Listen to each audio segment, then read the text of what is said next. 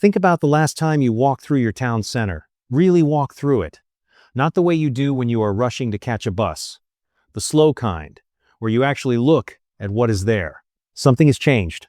You can feel it, even if you cannot quite name it. The windows, the paper signs, the empty units where something familiar used to be. Here is what most people do not realize. What you are feeling is not local bad luck. It is not your town being unlucky.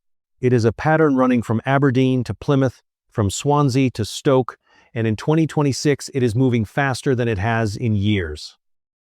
Across Britain right now, some of the biggest names you have shopped with your whole life are pulling out of the high street. Not one or two, 10 of them. And the reasons behind each closure tell you something important about where this country is heading. These are 10 big retailers closing stores across Britain in 2026. We start with number 10. Number 10. The original factory shop. This one might not make the headlines the way the big fashion chains do, but if you live in a market town, a rural community, or a place that never had much else to offer by way of affordable shopping, this one lands differently. The original factory shop, known to regulars simply as Toffs, was one of those discount chains that quietly served the towns that everyone else had already walked away from. Surplus stock, decent prices, a reason to come into town on a Thursday afternoon. In 2025, it was acquired by a company called Modella Capital following years of financial difficulty. The hope was that new ownership would steady the ship. It did not. All 140 of its branches now sit in limbo, waiting to find out whether a buyer appears or the shutters come down for good. 140 shops in communities that, in many cases, already had very little left. Here is what that actually means, translated into something tangible. Each one of those stores employed people from the area. Each one drew a little footfall to the surrounding businesses. A sandwich shop, a bakery, a newsagent nearby. When the anchor closes, the ripple goes outward. You already know that. You may have watched it happen in your own street. Number 9. River Island. You probably heard about this one. River Island confirmed the closure of more than 30 of its UK stores by the end of January 2026, as part of what the company described as a restructuring plan to address long-term financial pressures. The fashion retailer had posted a loss of around £33 million in 2023, following a drop in sales of close to 19%. Locations in Brighton, Oxford, Edinburgh, and Wrexham were among those that went. River Island currently runs over 200 outlets across the UK and employs around 5,500 people. Many of those roles are now at risk. To be fair, this is not simply a story of failure. The brand is attempting to survive in a market that has been eating fashion retailers alive for a decade. Online competition is real. The costs of holding large floor space on a high street where fewer people are walking have become unsustainable in locations that simply do not generate enough sales to justify the rent. The closures are not malicious. They are the result of a structural shift that no single company caused. That does not make them less painful for the towns losing them. Number 8. Game. If you have a teenager at home, or if you were one in the early 2000s, you will know what game meant. It was a Saturday ritual. The queue at the counter, the trade-in pile, the smell of plastic and carpet. Most of its standalone shops closed in 2019 when Fraser's Group took over, but a small handful of locations held on. 3 of them, in Dudley, Lancaster, and Sutton, have now closed too. The final 3 outposts of an era. The reasons are not surprising. Digital downloads replaced physical discs. Streaming replaced the shelf. The customer who used to walk in on a Saturday morning and browse for an hour now buys a game in seconds without leaving the sofa. That shift started long before 2026, and nobody is talking about how many jobs and social spaces it eroded along the way. The shop floor where teenagers gathered is now a vacant unit. The replacement has no address, and if you think that sounds grim, wait, because number 7 is the one that makes people genuinely angry when they hear about it. Number 7. Cancer Research UK. A charity. Not a corporation chasing profit margins. Cancer Research UK, one of the most recognized charities in the country, announced plans to close around 90 of its high street shops by May 2026, with a further 100 closures planned by April the following year. They cited spiraling running costs, lower footfall, higher national insurance contributions from April, and growing competition from online resale platforms.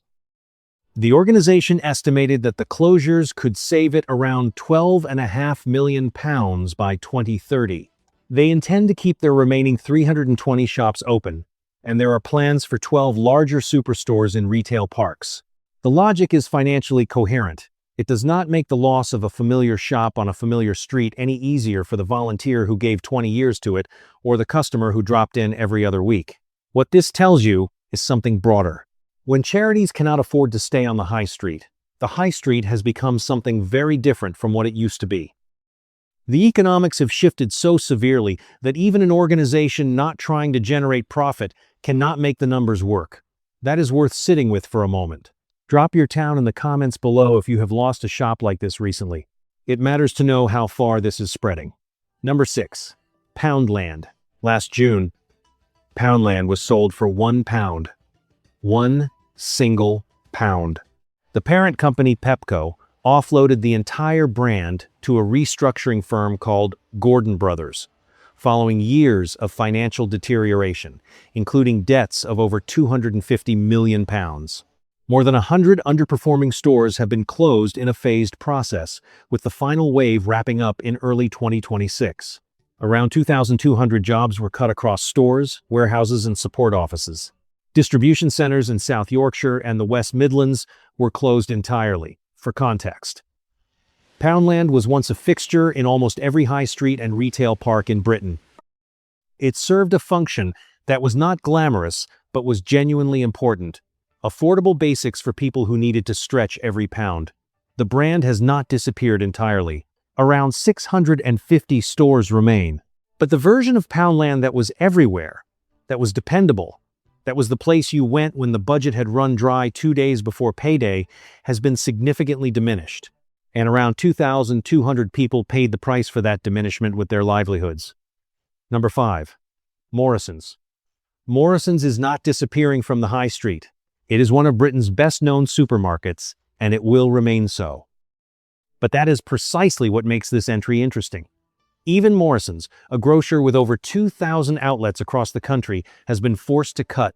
The supermarket confirmed the closure of 7 of its Morrisons Daily convenience branches, with up to 93 more under review. It has also previously cut in-store services, removing cafes and hot food counters in a move that cost thousands of jobs across its estate. Think about what the convenience store means in practice. In a village or a smaller neighborhood, the local Morrisons Daily is not just a place to pick up milk. It is often the only shop within a reasonable walk. It employs people from the area. It is a point of contact, a brief human interaction during a day that might otherwise pass in near-complete isolation for an older resident. When it closes, the physical infrastructure of that community shrinks by one more unit, and no delivery app fills the social gap that leaves behind. This is not happening in some distant place. It is happening across Britain right now. Number 4. Phase 8. This one has not attracted the attention it deserves yet. Phase 8, the fashion retailer owned by the South African parent company TFG, has confirmed plans to close well over 100 of its UK stores as part of an extensive restructuring program. Some reports put the total potential closure figure at up to 400 branches, with sites in St Andrews, Dundee, and Perth already confirmed as shut. Phase 8 sits in the middle market. Not cheap, not luxury. Exactly the tier that gets squeezed hardest when household budgets tighten. When people have less to spend, the middle gets hollowed out first. The bargain end holds on because people need it. The premium end holds on because the customers at that level are insulated from the worst of the cost of living pressure. Everything in between takes the hit. Phase 8 is one of the clearest examples of that dynamic playing out in real time in 2026. And that is the pattern, is it not? Not random bad luck spread evenly. A systematic pressure on the middle, on the ordinary, on the kind of shopping that represented a bit of comfort, a bit of choice for working and middle-class families who worked hard for the money they spent. A like helps more people find it. Takes 1 second. Number 3. Cancer Research UK's counterpart on the charity high street British Heart Foundation. Just 2 weeks ago, the British Heart Foundation announced plans to close approximately 150 of its shops over the next 2 financial years. The organization cited what it described as an exceptionally challenging trading environment, with rising costs and changing shopping habits making it increasingly difficult to keep a large physical network commercially viable. Think about the scale of that for a moment. 150 British Heart Foundation shops. These are not just charity shops in the abstract. They are places where people on low and fixed incomes buy clothes, furniture, books, kitchenware. They are places where older people volunteer and find purpose and company. They are often the only affordable option on a high street that is otherwise moved entirely out of reach for people watching every penny.